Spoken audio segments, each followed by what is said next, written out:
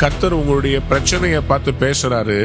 பிரச்சனையே என் பிள்ளை வந்தாச்சு, நீ இப்பொழுது அவர்களுக்கு வழிவிட வேண்டும், நீ இப்பொழுது கனி கொடுக்க வேண்டும். உங்க பிசினஸ் பார்த்து பேசுறாரு, இந்த வருஷம் என் பிள்ளைக்கு நீ கனி கொடுத்துதான் ஆகணும். ஒரு நிலத்திற்கு மேல் சாபம் வருவித்தார் என்றால் அது எப்படிப்பட்டதா இருக்குமா?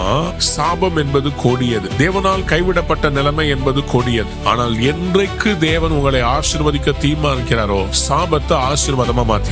இதுவரை இப்படிப்பட்ட நிலைமையில நீங்க இருந்திருக்கலாம். உன் பிரயாசத்தின் பலனை நான் உனக்கு தர போறேன். என்னுடைய தயவு ஒரு மனுஷனுடைய வாழ்க்கையில கிடைச்சா இதுதான் ஷிஃப்ட்.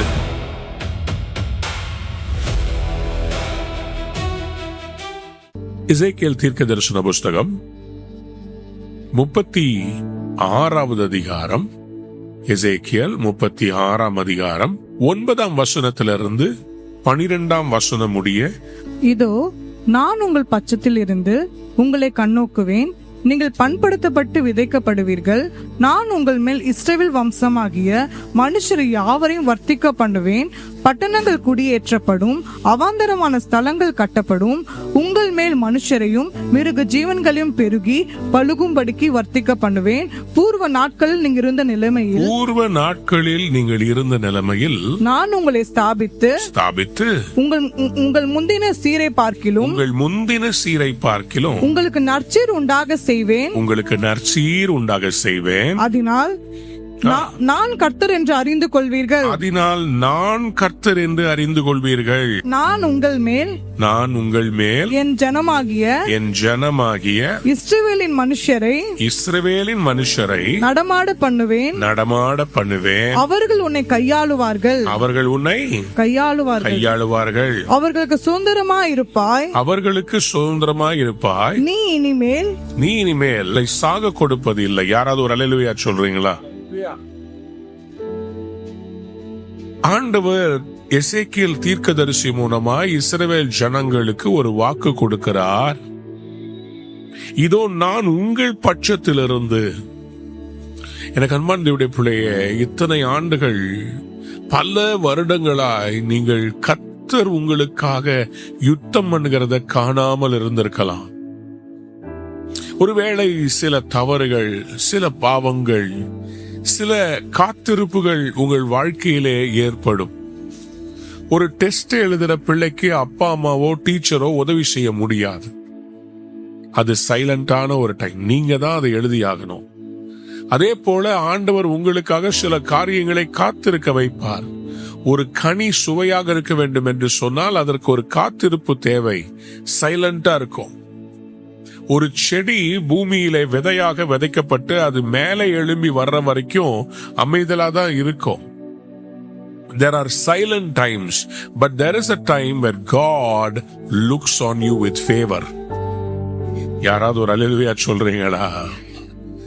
இந்த இடத்துல அருமையான இந்த வசனத்தை பாருங்க. ஷிஃப்ட்னா என்ன தெரியுங்களா? நான்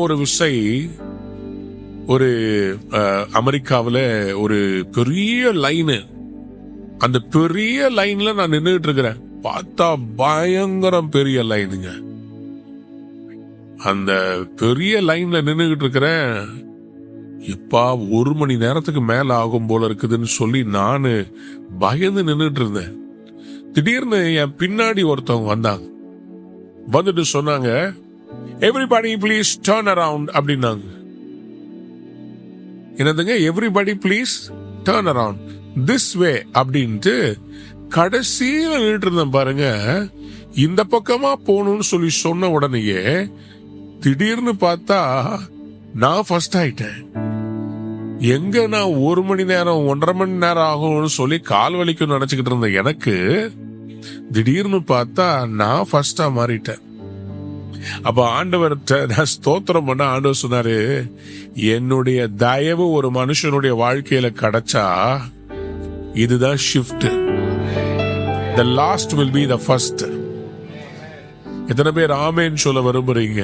அல்லேலூயா. பிந்தினவன் முந்தினவனாய் மாறிவிடுவான். ஷிஃப்ட்னா என்னங்க? இதுதான் ஷிஃப்ட். அந்த கடைசியில் இருக்கிறவங்களை முன்னாடி கொண்டு வந்து நிக்கிறதுக்கு ஒரு பெரிய ரீசன் மனுஷர் அல்ல, கர்த்தர் உங்களை கண்ணோக்கி பார்ப்பார். யாராவது ஒரு அல்லேலூயா சொல்லுங்க. எத்தனை பேர் விசுவாசத்தோடு ஆமேன் சொல்ல விரும்புறீங்க? ஹல்லேலூயா சொல்லுங்க, ஆமேன் சொல்லுங்க. இயேசுவின் நாமத்தில் என் மேல் கர்த்தர் கண்ணோக்கமாக இருப்பார். மறுபடியும் எசேக்கியேல் 36:9 வாசிக்கலாமா? இதோ நான் உங்கள் பட்சத்தில் இருந்து உங்களை கண்ணோக்குவேன். நீங்கள் பண்படுத்தப்பட்டு விதைக்கப்படுவீர்கள். சொல்லுங்க ஆமென். நான் உங்கள் பட்சத்தில் இருந்து உங்களை கண்ணோக்குவேன். English beautiful. I am concerned for you and will look on you with favor. Wow. I am concerned for you. நான் உங்கள் பட்சத்தில் இருந்துன்றது என்ன அர்த்தம்னா, நான் உன் மேல அக்கறையா இருக்கிறேன்பா. நான் உன் மேல அக்கறையா இருக்கிறேன். யார பத்தி சொல்றாரு பாருங்க, 8ஆம் வசனத்துல, இஸ்ரவேல் மலைகளே, நீங்கள் உங்கள் கொப்புகளை விட்டு என் ஜனமாகி இஸ்ரவேலுக்கு உங்கள் கனிகளை கொடுப்பீர்கள், அவர்கள் சமீபமாய் வந்து விட்டார்கள். God is speaking to the land of Israel. பாழாக்கப்பட்ட இஸ்ரவேல் நிலத்தை பார்த்து கர்த்தர் பேசுகிறார். What a powerful verse இல்ல? என்ன ஒரு அற்புதமான ஒரு வார்த்தை. ஆண்டவர் நிலத்தை பார்த்து சொல்றாரு, என் மக்கள் வந்துகிட்டு இருக்கிறாங்கப்பா, நீ ரெடியாகு. இஸ்ரவேல் மலைகளே, ஆண்டவர் நிலத்தை பார்த்து பேசுறார். இஸ்ரவேல் மலைகளே, நீங்கள் உங்கள் கொப்புகளை விட்டு என் ஜனமாகி இஸ்ரவேலுக்கு உங்கள் கனிகளை கொடுப்பீர்கள், அவர்கள் சமீபமாய் வந்து விட்டார்கள். யாராவது ஒரு அல்லேலூயா சொல்லுங்க. அன்பார்ந்தவருடைய பிள்ளைகளே, when God says it is near, that means it is near. சொல்லுங்க ஆமென். இன்னைக்கு கர்த்தர் உங்களுடைய பிரச்சனையை பார்த்து பேசுறாரு. பிரச்சனையே, என் பிள்ளை வந்தாச்சு, நீ இப்பொழுது அவர்களுக்கு வழிவிட வேண்டும், நீ இப்பொழுது கனி கொடுக்க வேண்டும். உங்க பிசினஸ் பார்த்து பேசுறாரு, இந்த வருஷம் என் பிள்ளைக்கு நீ கனி கொடுத்ததும் ஆகணும். உங்க கற்பத்தை பார்த்து பேசுறாரு, இந்த வருஷம் நீ கனி கொடுத்ததும் ஆகணும். யாராவது ஒரு அல்லேலூயா சொல்லுங்க. பலப்படுத்துகிற கிறிஸ்துவினாலே எல்லாவற்றையும் செய்ய எனக்கு I will look on you with favor. நான் உங்களை கண்ணோக்குவேன். கண்ணோக்கி பார்க்க போகிறார். கண்ணோக்கி பாருமையா, உங்களை கண்ணோக்கி பார்க்க போகிறார். அந்த கண்ணு வைக்கிறதெல்லாம் கிடையாதுங்க. உங்க மேல யார் வேணா கண்ணு வைக்கிட்டோம், உங்க மேல கர்த்தர் கண்ணோக்கமா இருக்கிறார். கண்ணோக்கி பார்ப்பேன், அவர்களை கண்ணோக்கி பார்ப்பேன், உங்களை கண்ணோக்குவேன். இதோ நான் உங்களுக்கு பட்சத்தில் இருந்து உங்களை கண்ணோக்குவேன், நீங்கள் பண்படுத்தப்பட்டு விதைக்கப்படுவீர்கள். You will be plowed and sown. அன்புடைய பிள்ளைகளே, ஆண்டவர் ஒரு நிலத்திற்கு மேல் சாபம் வருவித்தார் என்றால் அது எப்படிப்பட்டதா இருக்குமா? அதாவது ஒன்னே ஒன்னு புரிஞ்சுக்கோங்க, சாபம் என்பது கொடியது. தேவனால் கைவிடப்பட்ட நிலைமை என்பது கொடியது. ஆனால் என்றைக்கு தேவன் உங்களை ஆசீர்வதிக்க தீர்மானிக்கிறாரோ, சாபத்தை ஆசீர்வாதமா மாத்திடுவார். அவர் உங்க மேல அந்த ஃபேவரபிளா பார்த்துட்டாருன்னு வச்சுக்கோங்களேன், அது எவ்வளவு பெரிய தடையா இருந்தாலும் மலை போல இருக்கிறத பனி போல உருக வச்சிருவார். ஷிஃப்ட் வருதுங்க, உங்களுக்கு ஃபேவர் வருது. எத்தனை பேர் ஆமென் சொல்ல விரும்புறீங்க? யாராவது சொல்லுங்க, divine favour. somebody say divine favor. So இன்னைக்கு டிவைன் ஷிஃப்ட்ல நான் டிவைன் ஃபேவரை பத்தி பேசுறேன். கடந்த வாரம் நான் டிவைன் அக்ஸலரேஷனை பத்தி பேசினேன். I spoke on Sunday about divine acceleration. Today I am speaking about divine favor. இந்த டிவைன் ஷிஃப்ட்ல எதெல்லாம் இந்த ஷிஃப்ட்டுக்கு வழிவகுக்குன்றத ஒவ்வொரு நாளும் உங்களோட பேச போறேன். ஒவ்வொரு நாள் செய்தியும் உங்களுக்கு மிகுந்த பிரயோஜனமா இருக்கும். யாராவது ஒரு அல்லேலூயா சொல்லுங்க. இரவெல்லாம் I have been just hearing worship. I have been soaking myself in God's presence so that the Lord would speak through me. என் மூலமா உங்ககிட்ட பேசணும்னு சொல்லி பரிசுத்தப்படுத்தி கொண்டு ஆராதனையிலேயே சோக் பண்ணி வார்த்தையில நனைஞ்சு வந்திருக்கிறேன். எனக்கு தெரியும் கர்த்தர் என்னை ஒரு பாத்திரமாய் பயன்படுத்தி உங்களோட பேசிக்கிட்டு இருக்கிறார். I'm just flowing with what the Lord is speaking. உங்களுடைய பிரச்சனைகளை காண்பிக்கிறார், அதை எனக்கு பேச வைக்கிறார், என் வாயில வார்த்தைகளை பேச வைக்கிறார். இன்றைக்கு ஒரு தீர்வை கர்த்தர் நிச்சயமாய் தருவார். யாராவது ஒரு அல்லேலூயா சொல்லுங்க. ஆமென். இதோ நான் உங்கள் பட்சத்துல இருந்து உங்களுடைய நிலத்தை பார்த்து பேசுறார். எந்த இடத்துல நீங்க விளைச்சலை எதிர்பார்க்கறீங்க, எந்த இடத்துல ஒரு ஆசீர்வாதத்தை எதிர்பார்க்கறீங்க, உங்களுக்காக கர்த்தர் உங்களுடைய ஆசீர்வாதத்தை இப்ப ஆயத்தப்படுத்தி பேசுறார். இந்த தீர்க்க தரிசனம் உங்களுக்கு மட்டுமல்ல, உங்கள் பட்சத்திலிருந்து உங்களை கண்ணோக்குவேன்னு சொல்றது இஸ்ரவேல் மலைகளை பார்த்து கர்த்தர் பேசிட்டு இருக்கிறார். எவ்வளவு பெரிய வெளிப்பாடு பாத்தீங்களா? இது மனுஷர்களுக்கு இல்ல, உங்க ஆசீர்வாதத்தை ரெடியாக சொல்றாரு. என் பிள்ளைக்கு இப்போ அவங்க பேங்க் நிரம்பணும், கடன்ல இருந்து வெளியே வரணும், அவங்க விதைகள் எல்லாம் 30, 60, 100 மாறணும். உங்க நிலத்தை பார்த்து பேசுறாரு. God is looking at your land. God is looking at your blessing and he is saying, hey, get ready, my children are coming. I receive it as a prophetic word for Ruwa. ரூவாக்கான நிலத்தை பார்த்து கர்த்தர் சொல்றாரு, ஆண்டவர் சொல்றாரு, ரெடியாக நான் உன்னை கண்ணோக்கி பார்க்கிறேன். அந்த இடம் இதுவரைக்கும் தயவு பெறாம இருக்குது, அந்த இடம் பாழாய் கிடக்குது, அந்த இடம் ஒரு பாழடைஞ்ச இடமா இருக்குது. கர்த்தர் சொல்றாரு, நான் பண்படுத்தப்பட்டு விதைக்கப்படுவீர்கள். சொல்லுங்க ஆமென். உபாகமம் 28 அதிகாரத்துல முதல் 14 வசனங்களிலே ஆசீர்வாதங்களை பார்க்கிறோம். அதுக்கு பிறகு 15 இருந்து நீங்க வாசித்து பாத்தீங்கன்னா பயங்கரமான சாபங்கள், அதுல நிலத்தை குறிச்சு நிறைய சாபங்கள் இருக்கிறது. அது என்னன்னு சொல்லி பாத்தீங்கன்னா அந்த இடம் ஃபர்ஸ்ட் இங்க சொல்றாரு ஆண்டவரு, நிலம் அது வானத்தின் மழையை குடிக்கிற இடமா இருக்கும், அந்த இடம் ஆசீர்வாதமான இடமா இருக்கும்னு சொல்லி ஆண்டவர் சொல்றாரு. நான் வானத்தின் பலகணிகளை திறப்பேன், உன் மேல மழையை ஏற்ற காலத்துல தருவேன். ஆனா அதே சமயத்துல நீங்க 28 அதிகாரத்துல நீங்க வாஸ்து பாத்தீங்கன்னா அதுல நிலத்தை பத்தி போட்டிருக்குது. என்னவா, உன் கற்பத்தின் கனியும் உன் நிலத்தின் கனியும் உன் மாடுகளின் பெருக்கவும் அது என்னவா இருக்குமா, சபிக்கப்பட்டிருக்கும். அப்படின்னா the curse sometimes will stop the blessing. அங்க மலடு இருக்கும், அந்த நிலத்துல பால் இருக்கும், மாடுகள் பெருகாது. your investments will not multiply. யாராவது ஒரு ஆமென் சொல்லுங்க. ஹல்லேலூயா. அப்போ ஆண்டவர் என்ன செய்யறாருன்னா, அவருடைய தயவு எப்படிப்பட்டதுன்னு சொன்னா, யாராவது ஒரு ஆமென் சொல்லுங்களேன். அந்த தயவு எப்படிப்பட்டதுன்னு சொன்னா, அது ஒரு மழை மாதிரி. சொல்லுங்க ஆமென். ஹல்லேலூயா. சத்தமா ஒரு அல்லேலூயா சொல்லுங்களேன், உற்சாகமா ஒரு அல்லேலூயா சொல்லுங்களா. அதுல பாருங்களேன், என்ன மாதிரி ஒரு ஆசீர்வாதத்தின் குறைச்சல்னா, நீங்க முயற்சி செய்வீங்க ஆனா அதுல இருக்க மாட்டீங்களா. அது ரொம்ப ஆச்சரியமா இருக்குது. முயற்சி செய்வோமா ஆனா அதுல இருக்க மாட்டோமா. இதெல்லாம் ஒரு கர்ஸ். ஒரு வீடை கட்டுவாங்க, அதுல இருக்க மாட்டாங்க. உபாகமம் 28 அதிகாரத்துல போடப்பட்டிருக்கு. உபாகமம் 28 அதிகாரத்தை தயவு செய்து வாசித்து பாருங்க. உன் கர்ப்பத்தின் கனியும் உன் நிலத்தின் கனியும் உன் மாடுகளின் பெருக்கமும் உன் ஆடுகளின் மந்தைகளும் சபிக்கப்பட்டிருக்கும். நீ வருகையிலும் சபிக்கப்பட்டிருப்பாய், நீ போகையிலும் சபிக்கப்பட்டிருப்பாய்.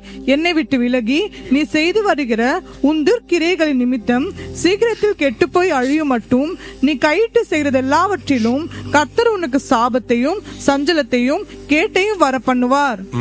உன் நிலத்தின் கனியையும் உன் பிரயாசத்தின் எல்லா பலனையும் நீ அறியாத ஜனங்கள் புசிப்பார்கள். ஆமா, நீ சகல நாளும் ஒடுக்கப்பட்டும் நொறுக்கப்பட்டும் இருப்பாய். பாருங்க, ஆண்டவர் சொல்றாரு, அந்த தேசத்துல நிலத்துல என்ன இருக்கும்னா அதுல ஒண்ணுமே இருக்காது, கனி இருக்காது அப்படின்னு சொல்றார்.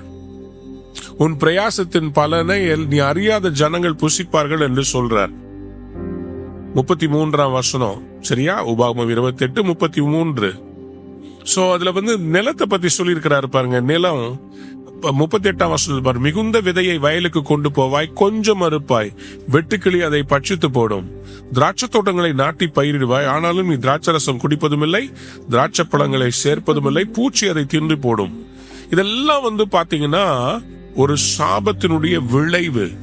எனக்கு அன்பானதுடைய பிள்ளைகளை, இதுவரை இப்படிப்பட்ட நிலைமையில நீங்க இருந்திருக்கலாம், ஒரு பிசினஸ் ஆரம்பிச்சிருக்கலாம், மத்தவங்க எல்லாம் அதுல நல்லா அனுபவிச்சுட்டு போயிட்டாங்க, உங்களுக்கு கடனை வச்சுட்டு போயிட்டாங்க. இன்னைக்கு கர்த்தர் சொல்றார், அப்படி இருக்காது. உன் பிரயாசத்தின் பலனை நான் உனக்கு தர போறேன். யாரெல்லாம் ஒரு ஆமேன்னு சொல்ல விரும்புறீங்க? அதுக்குதான் ஆண்டவர் இன்னைக்கு உங்க நிலத்தை பார்த்து பேசுறாரு. எசேக்கியேல் தீர்க்க தரிசன புஸ்தகத்துல ஆண்டவர் இன்னைக்கு தெளிவா சொல்றாரு, நான் இன்னையிலிருந்து ஒரு ஷிஃப்ட் கொண்டு வரேன். அது என்ன ஷிஃப்ட்னு சொன்னா, என் பிள்ளைங்க இனிமேல் பிச்சைக்காரனா இருக்க மாட்டாங்க. என் பிள்ளைகளுடைய நிலம் எப்படிப்பட்டதா இருக்கும்னா, பண்படுத்தப்பட்டு விதைக்கப்படுவீர்கள். யாராவது ஒரு அல்லேலூயா சொல்லுங்க. See the difference between land getting tilled and then plown. அதாவது என்னன்னு சொன்னா, நிலம் பண்படுத்தப்படுகிறது. உங்க நிலத்துக்கு எப்படி பண்படு வரப்போது தெரியுமா? ஆண்டவர் ஒரு ஃபேவரை கொடுத்தாருன்னா, யாராவது சொல்லுங்க ஃபேவர். சத்தமா சொல்லுங்க, தயவு. எப்படிப்பட்ட தயவு? வாசிங்க நீதிமொழிகள் 16ஆம் அதிகாரம் 15ஆம் வசனத்தை வாசிங்க. நீதிமொழிகள் 16ஆம் அதிகாரம் 15வது வசனம். ராஜாவின் முகக்களையில் ஜீவன் உண்டு, அவனுடைய தயை பின்மாறி பெய்யும் மேகத்தை போல இருக்கும். யாராவது ஒரு அல்லேலூயா சொல்லுங்க. ராஜாவின் முகக்களையில் என்ன உண்டா சொல்லுங்க? ஜீவன் உண்டு. அவர் ராஜா உங்களை திரும்பி பார்த்தாலே உங்களுக்கு ஜீவன் வந்துரும். ஜீவனற்ற உங்களுடைய நிலத்துக்குள்ள ஜீவன் வந்துரும். யாராவது ஒரு ஆமென் சொல்லுங்க. ஹல்லேலூயா. கர்த்தருடைய முகக்களையில ஜீவன் இருக்குமா? ஹல்லேலூயா. அவருடைய தயவு தாங்க உங்கள் வாழ்க்கையை மாற்ற போகிறது. Again I tell you, ஆண்டவர் இன்னைக்கு உங்களுக்காக ஆயத்தப்படுத்துறார். மறுபடியும் எசேக்கியேல் 36:9 பாருங்க. இதோ நான் உங்கள் பட்சத்திலிருந்து உங்களை கண்ணோக்குவேன், நீங்கள் பண்படுத்தப்பட்டு விதைக்கப்படுவீர்கள். உங்க லேண்ட, உங்க பிரச்சனைய கர்த்தர் உங்களுக்கு சாதகமா மாத்துறதுக்காக உங்க பிரச்சனைய பார்த்து பேசிக்கிட்டு இருக்கிறாரு. உங்களுக்கு கொடுக்கிற தீர்க்க தரிசனம் ஃபர்ஸ்ட் உங்க பிரச்சனைய பார்த்து கர்த்தர் பேசுறார். பெரிய பர்வதமே நீ எம்மாத்திரம், செருபாபேலுக்கு முன்பாக நீ சமபூமியாவா. சில நேரத்துல கர்த்தர் உங்களுக்கு வாக்குத்தத்தம் கொடுப்பாரு, சில நேரத்துல கர்த்தர் உங்க பிரச்சனைய பார்த்து பேசுவார். ஒரு வாலிபன் இறந்து விட்டான், அவனை பாடையில் தூக்கி கொண்டு வருகிறார்கள். நாயின் என்கிற ஊருடைய அருகாமையில இயேசு வருகிறார். ஏழை விதவை தாய் கண்ணீர் விடுகிறதை பார்க்கிறார். அவள் கண்ணீரை பார்த்து விட்டு அழாதே என்று அவளுக்கு சொல்லுகிறார். ஆனால் பையனை பார்த்து அவர் பேசாமல் பாடையை தொடுகிறார். யாராவது ஒரு அல்லேலூயா சொல்றீங்களா? உங்க பிரச்சனைகளை அவர் கண்ணோக்கி பார்த்து விட்டால் இன்றைக்கு ஒரு திருப்பு முனை வருகிறது. அந்த வாலிபனை அவர் தொடவில்லை. லூக்கா சுவிசேஷம் 7ஆம் அதிகாரம் 14ஆம் வசனத்தை வாசித்து பாருங்கள். லூக் 7:14. கிட்ட வந்து பாடையை தொட்டார், அதை சுமந்தவர்கள் நின்றார்கள். அப்பொழுது அவர் வாலிபனை எழுந்திரு என்று அவர் பாடைய தொடுகிற வரைக்கும் ப்ரொசஷன் போயிட்டே இருக்குது. பாடை அவர் தொட்ட உடனே ப்ரொசஷன் நிக்குது. ஏன் தெரியுமா? ஏன்னா அவர் ரபி, அவர் யூத ரபியானவர்கள் ஒரு நாளும் மறித்தவர்களை தொடமாட்டார்கள். தொட்டா இவங்க தீட்டுப்பட்டவங்களா, இவங்க போய் தனிமைப்படுத்திக் கொள்ள வேண்டும். 7 நாட்கள் தனிமைப்படுத்தப்பட்டு பரிசுத்தமாக்கப்பட்டுதான் திருப்பி வந்து ஊழியம் செய்ய வரணும். ஆனா இப்போ ஒரு ரகசியம் சொல்ல போறேன், கை தட்ட போறீங்க, ரெடியா இருக்கிறீங்களா? அவர்தான் ஜீவனாச்சே. நானே வழியும் சத்தியம் ஜீவனுமானவர். இவரு பாடைய தொட்டா அந்த பாடையில் இருக்கிற தீட்டு இவரை தொடாது. இவருக்குள்ள இருக்கிற ஜீவன் பாடைய தொட்டு ஒரு பெரிய ஆசீர்வாதம் வரப்போகிறது, ஒரு பெரிய கான்ட்ராக்ட் வரப்போகிறது, ஒரு பெரிய டீலை நீங்க சைன் பண்ண போறீங்க. ஆவியில நிரம்பி சொல்ற கர்த்தர் உங்க மேல கண்ணோக்கமா இருக்க போகிறார். The divine shift is coming because God's favor is coming upon you. I will look upon you with favor. I will look upon you with favor. நான் உன்மேல் கண்ணோக்கமாக இருப்பேன் சொல்றார். யாராவது ஒரு அல்லேலூயா சொல்றீங்களா? Sometimes God wants to speak to your problems. He's speaking to the problem. 38 வருஷம் ஒரு மனிதன் வியாதியாய் கிடக்கிறான். You know what God addressed? அவர் சொன்னார், உன் படுக்கையை எடுத்து கொண்டு போ.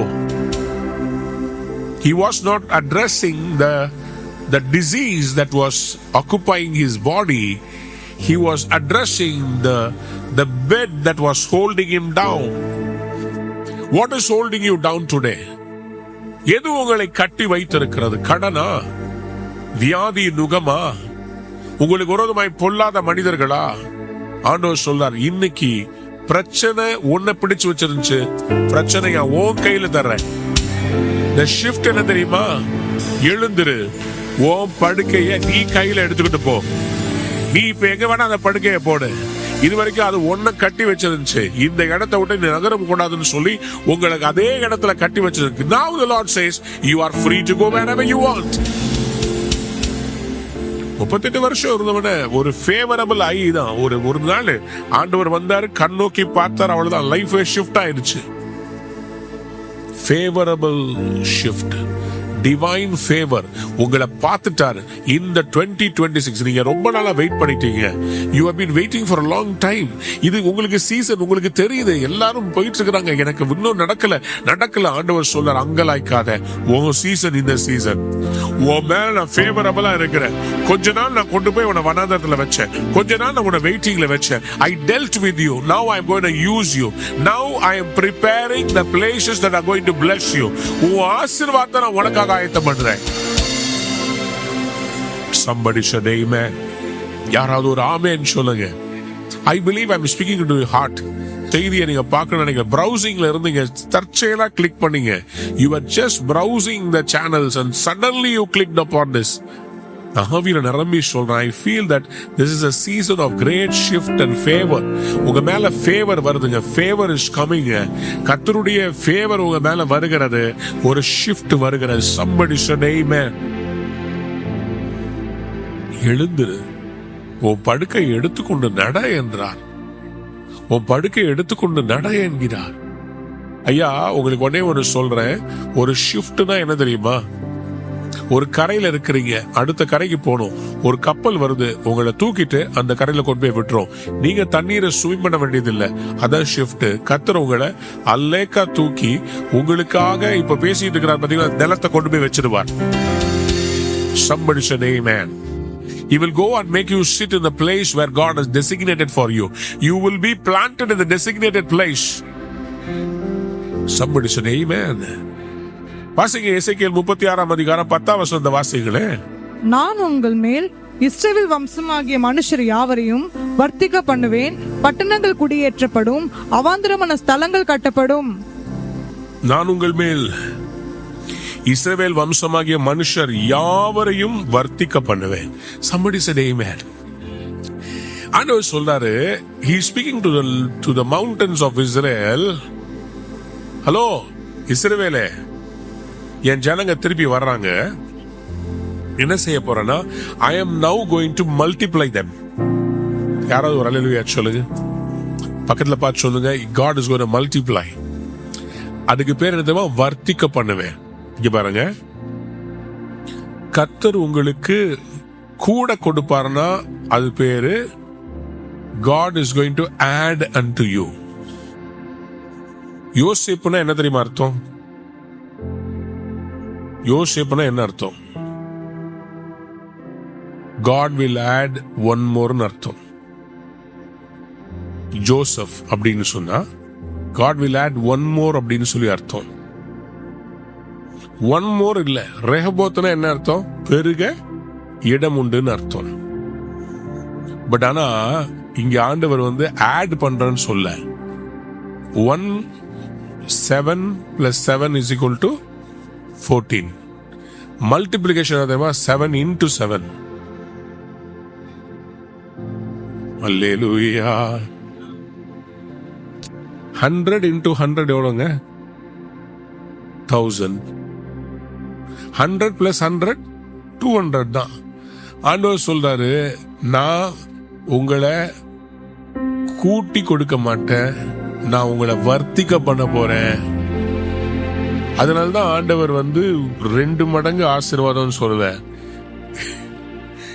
ஆண்டவர் ஈசாக்கு ஆசீர்வதித்த போது 100 மடங்குன்னு சொன்னார். 100 மடங்குனாலே அது மல்டிப்ளிகேஷன். யாராவது புரிஞ்சவங்க ஒரு அல்லேலூயா சொல்லுங்க. நான் கண்ணோக்குவேன்னு கர்த்தர் சொல்றாரு. அவர் சொல்றாரு பாருங்க, அவர்களை வர்த்திக்க பண்ணுவேன், பட்டணங்கள் குடியேற்றப்படும். தீர்க்க தரிசனமா எழுதி வைத்துக் கொள்ளுங்க, பட்டணங்கள் குடியேற்றப்படும், அவாந்தரமான ஸ்தலங்கள் கட்டப்படும். Come on, somebody take it as a prophetic word. ஏதோ ஒரு பாழான இடத்தை கர்த்தர் உங்களுக்கு தராரு, நீங்க அதை பரிசுத்தப்படுத்துறீங்க, அதை ரெடி பண்றீங்க, அது குடியேற்றப்படும், அந்த இடத்துல ஆராதனை நடத்தப்படும், அந்த இடத்துல தேவநாம மகிமைப்படும். ஆண்டவர் பாழான ஸ்தலங்களை எடுத்து கட்டுகிறவர், அவாந்தரமான ஸ்தலங்கள் கட்டப்படும். I want you to pursue. ஆண்டவர் இன்னைக்கு உங்களுக்கு சொல்றாரு, எனக்கு சொல்றாரு, அந்த இடம் இப்ப பாழா இருக்குது, யாரும் சரியா பண்படுத்தாம இருக்குது. அந்த இடத்தை பார்த்து நான் சொல்றேன், நான் உன் மேல ஃபேவரபிளா இருப்பேன். என் ஜனங்க அதுல குடியேற்ற போறாங்க. நான் இயேசுவின் நாமத்துல சொல்றேன், உங்களுக்கு கர்த்தர் உங்க மேல கண்ணோக்கமா இருக்கிறார். I will look on them with favor. ஏன்னா ராஜாவின் முகக்கலையில் ஜீவன் இருக்கும். அவருடைய தயவுக்குள்ள பின்மாறி வந்துருச்சுன்னா பாழானது சரியா மாறிடுமே. பின்மாறி மழை வந்துட்டா பாழா கிடக்கிற நிலத்துல விதைச்சல் எல்லாம், அந்த விதைச்சதெல்லாம் பண்படுத்தப்பட்டு விதைக்கப்பட்டதெல்லாம் உழைச்சி எழும்பிடுமே. எத்தனை பேர் ஆமேன்னு சொல்ல விரும்புறீங்க? ஹல்லேலூயா. அன்பார்ந்த பிள்ளைகளே, ஆதியாகமத்தின் புஸ்தகம் 6ஆம் அதிகாரம் 8ஆம் வசனத்திலே வேதம் சொல்லுகிறது, நோவாவுக்கோ கர்த்தருடைய கண்களில் என்ன கிடைச்சதா? கிருபை கிடைத்தது. தமிழ்ல கிருபைன்னு போட்டிருக்குது, ஆனா மூல பாஷையில பாத்தீங்கன்னா favour. But Noah found favour in the eyes of the Lord. Favour என்பது என்ன? கிருபை என்பது என்ன? தகுதி இல்லாதவர்களுக்கு தேவன் பாராட்டுகிறது கிருபை. ஆனா எதிர்பார்த்திருக்கிற விசுவாசம் உள்ள நீதியாய் இருக்கிற ஜனத்துக்கு தேவன் பாராட்டுகிறது கிருபை அல்ல, தயவு. சொல்லுங்க அல்லேலூயா. கிருபைன்றது நமக்கு ஆண்டவர் கொடுக்கிற எதிர்பார்க்காத ஆசீர்வாதம். ஆனா ஃபேவர்ன்றது நீங்க எதிர்பார்த்து ஜெபித்து விசுவாசத்துல நின்னு இருக்கிறீங்கல்ல, நீதிமானா. ஏன் நோவாவுக்கு தேவனுடைய கண்கள்ல இந்த தயவு கிடைச்சதுன்னு சொன்னா, அவர் எப்படி இருந்தானா? பூமியில இருக்கிற ஜனங்களை எல்லாம் பார்த்தாரு. எல்லாரும் பார்க்க நோவா எப்படி இருந்தாரா? நீதிமானும் உத்தமனுமா இருந்தான். அதனாலதான் தயவு. யாராவது ஒரு அல்லேலூயா சொல்லுங்க. உங்களுக்கு கிருபை வேணுமா, தயவு வேணுமா? ஆண்டவரையே நம்பிட்டு இருந்த உங்களுக்கு என்ன கிடைக்க போகுது? தயவு கிடைக்க போகுது. ஆண்டவரை தெரியாத ஜனங்களுக்கு கிருபை கிடைக்கலாம். ஆண்டவரையே நம்பி காத்துக்கிற, கர்த்தர் தான் எனக்கு செய்யணும், கர்த்தர் தான் எனக்கு செய்யணும் காத்துட்டு இருக்கிற உங்களுக்கு தயவு கிடைக்க போகிறது. நோவாவுக்கோ கர்த்தரின் கண்களில் தயவு கிடைத்தது. Noah found favor in the eyes of God. அன்பார்ந்த பிள்ளைகளே, நீங்க எந்த நிலையில இருந்தாலும் உங்களுக்கு தயவு தேடி வருகிறது. யோசேப்பு சிறைச்சாலையில இருந்தாருங்க. சிறைச்சாலையில தயவு கிடைச்சதான். ஆதியாகமம் 39ஆம் அதிகாரம் 21ஆம் வசனம், ஜெனசிஸ் 39:21 வாசித்து பாருங்க. கர்த்தர் யோசேப்போடு இருந்து, கர்த்தர் யோசேப்போடு எங்க இருக்கிறாரு? ஜெயில்ல இருக்கிறார். கர்த்தர் யோசேப்போடு இருந்து அவன் மேல் கிருபை வைத்து, அவன் மேல் கிருபை வைத்து தமிழ்ல போட்டிருக்குது. ஓகே. சிறைச்சாலை தலைவனுடைய தயவு அவனுக்கு கிடைக்கும்படி செய்தார். யாராவது ஒரு அல்லேலூயா சொல்றீங்களா?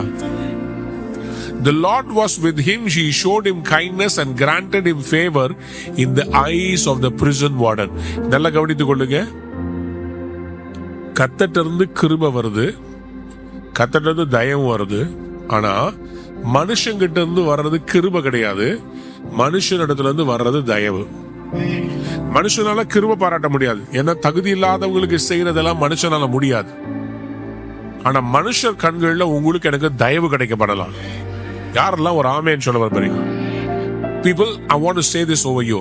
இவ்வளவு நாள் உங்களை பார்த்தாலே எரிச்சலான, உங்களை பார்த்தாலே உங்களுக்கு அற்புதம் செய்யக்கூடாது, உங்களுக்கு உதவி செய்யக்கூடாதுன்னு இருந்த அந்த சூழ்நிலையை கர்த்தர் நீங்க ஷிஃப்ட் பண்ணுவாராக. ரகதலபா ஷண்டரா பாரயாந்தாலா ரீமானாதாலா. கர்த்தருடைய நாமத்துல இப்பொழுது நான் உங்க மேல தீர்க்கதரிசனமா பேச. Father, shift it for my children. என் பிள்ளைகள் லைஃப்ல அந்த ஷிஃப்ட கொண்டு வாங்க. இதுவரைக்கும் உங்களை பார்த்தாலே எரிச்சலா இருந்தவங்க, குவெஸ்டியன் பண்ணவங்க எல்லாரும் இவங்களை தேடி வந்து நன்மை செய்யணும். யாராவது வாயை திறந்த அபிஷேகத்தோட லீகாராபா சென்டரே தி அந்தரா லீபாலா சந்தராபா செகே இயேசுவின் நாமத்தினாலே ஆண்டவரே எனக்கு அற்புதம் செய்யுங்கப்பா. ஆண்டவரே எனக்கு அற்புதம் செய்யுங்க. ஆண்டவரே எனக்கு மனுஷர் கண்கள்ல தயவு கிடைக்க பண்ணுங்க. லூக்கா 2:52 இப்படியாக வேதம் சொல்கிறது, and Jesus kept increasing in wisdom and stature and in favor with God and men. இயேசுவானவர் ஞானத்திலும் வளர்த்தியிலும் தேவகிருபையிலும் மனுஷர் தயவிலும் அதிகமாக விருத்தி அடைந்தார். நாளுக்கு நாள் அதிகமாய் விருத்தி அடைந்தார். உங்களுக்கு தேவ கிருபை வேணும், மனுஷ தயவு. எல்லாரும் சொல்லுங்க, தேவ கிருபை, மனுஷ தயவு. தேவ பிள்ளையே, if you get the grace of God, you also need the favor of men. சிலருக்கு கிரேஸ் இருக்கும், ஃபேவர் இருக்காது. சமீபத்தில் அருமையான பாஸ்டர் மோகன் அவர்களுடைய திருச்சபைக்கு ஒரு திருமணத்துக்காக சென்றிருந்தேன். அந்த பெரிய சபையில் அந்த திருமணம் நடந்தது.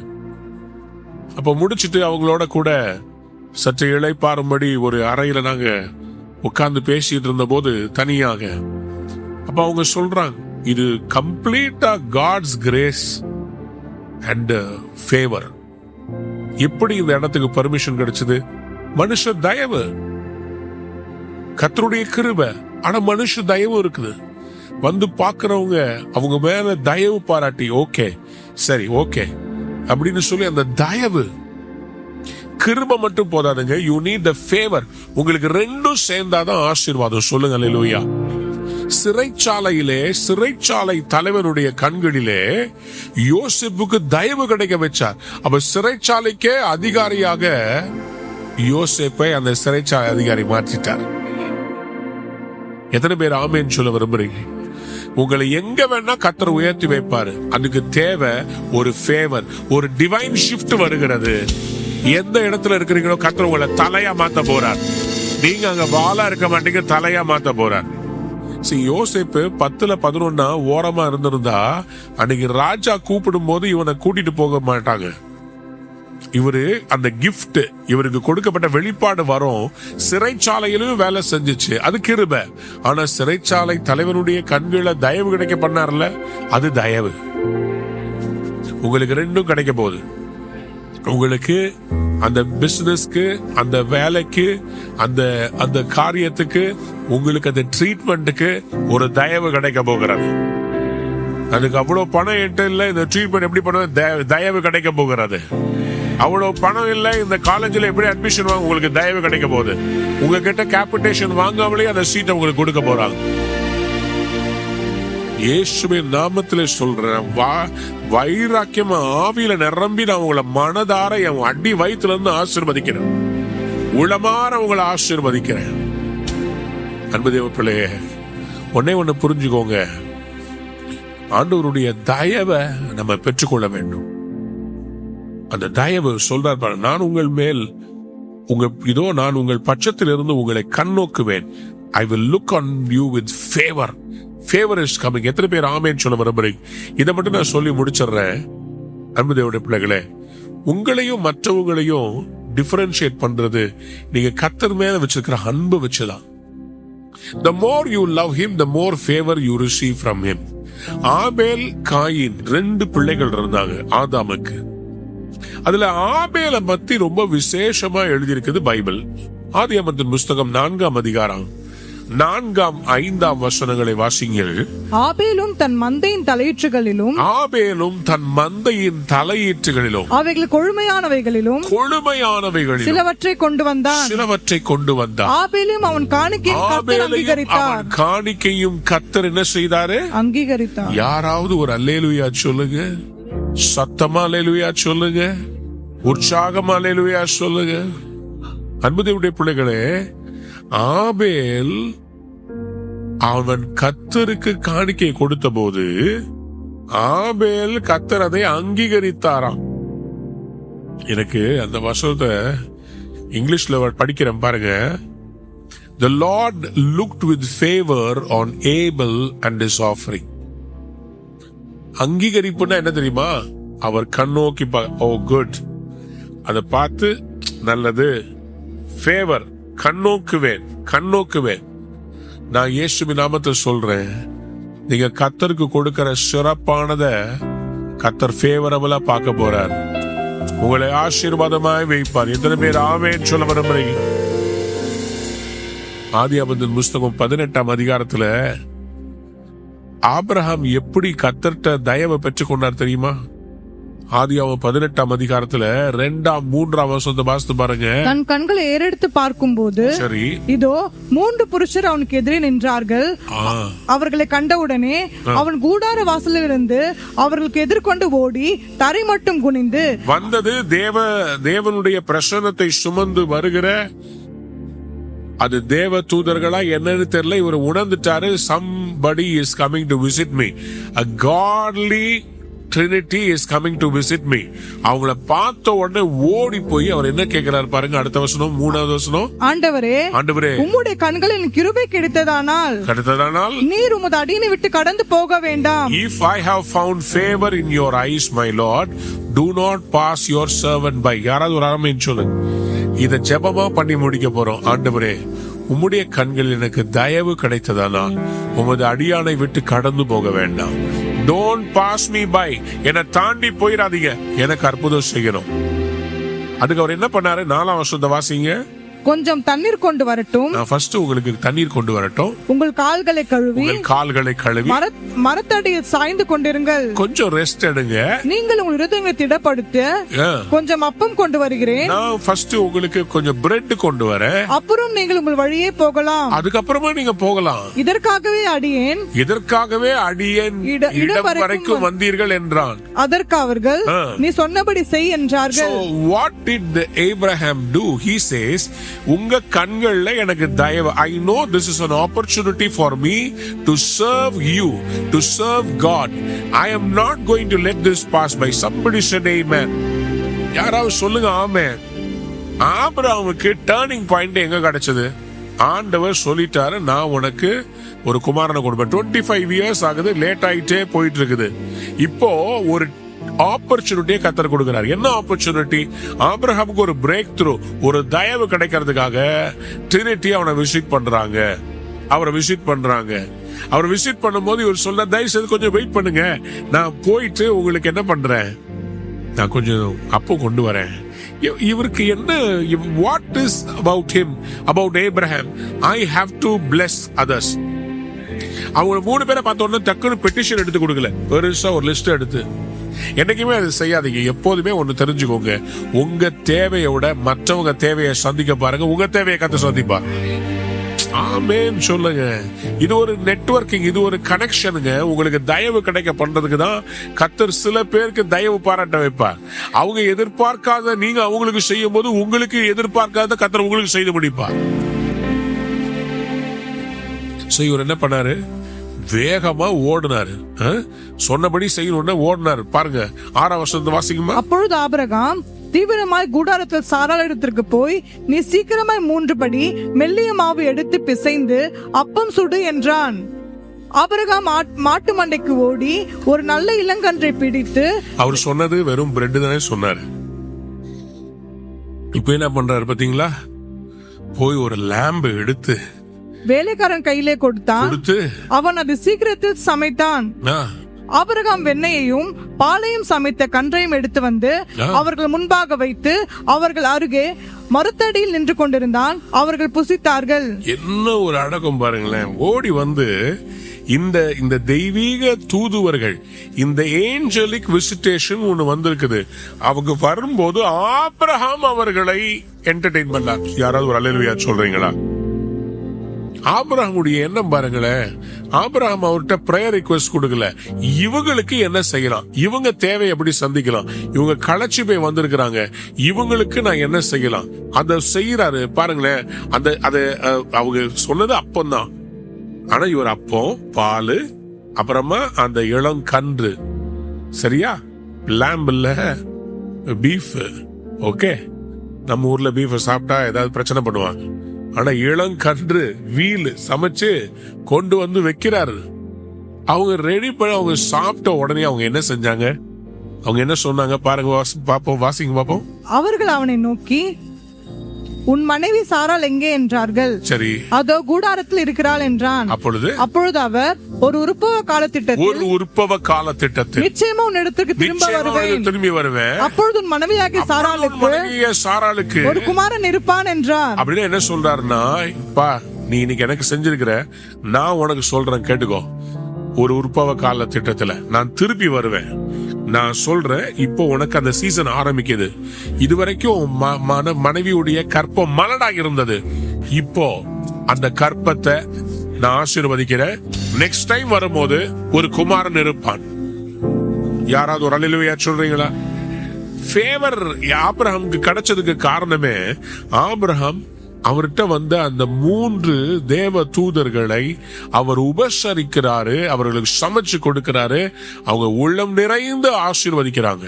அன்பு தேவனுடைய பிள்ளைகளே, நீங்களும் கர்த்தரை ஆசீர்வதிங்கள், உங்க சபையை ஆசீர்வதிங்க, ஊழியங்களை ஆசீர்வதிங்க, உங்க பிள்ளைகளை கர்த்தர் ஆசீர்வதிப்பா, உங்க சந்ததிகளை கர்த்தர் ஆசீர்வதிப்பா.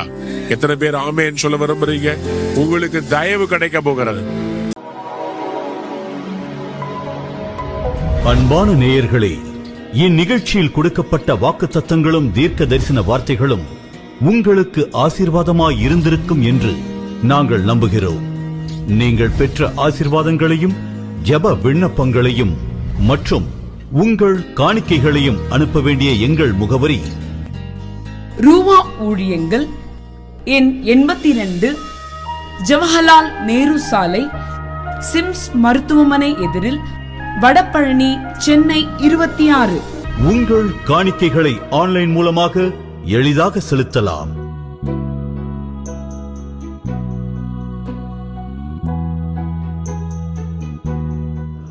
எங்கள் இணையதள முகவரி www.ruhaministries.org.